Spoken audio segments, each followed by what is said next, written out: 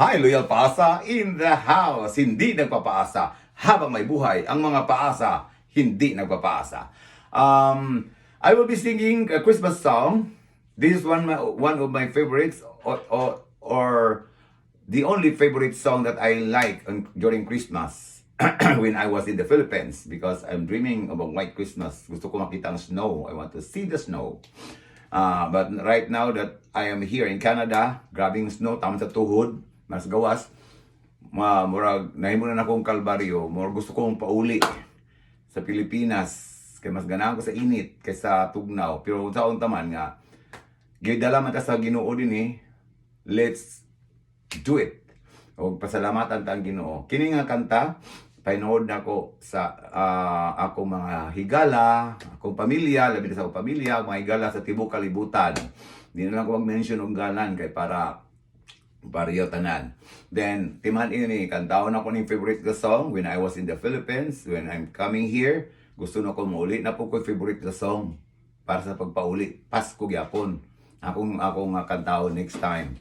So, this is the song. I'm dreaming of a white Christmas. Shout out to my family, Paasa in Barangay Bunbon, especially sa akong pamilya diya sa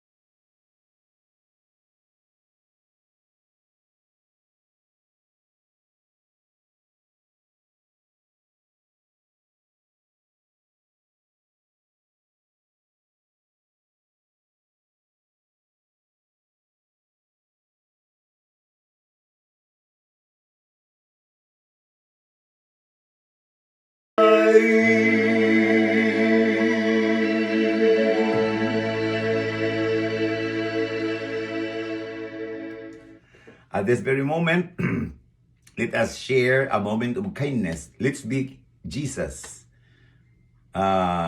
This very special day, December 25, let's be Jesus, a moment of kindness to other people. Hoping and praying that everybody will be okay there in my relatives in the Philippines, especially in Purok do sa Pangapaasa family, especially kay Ruki and Husta family. Yeah, ako da yung mga pinangga kay nga mga igsuon o ako mga pagumangkon apo diya sa Purok dos.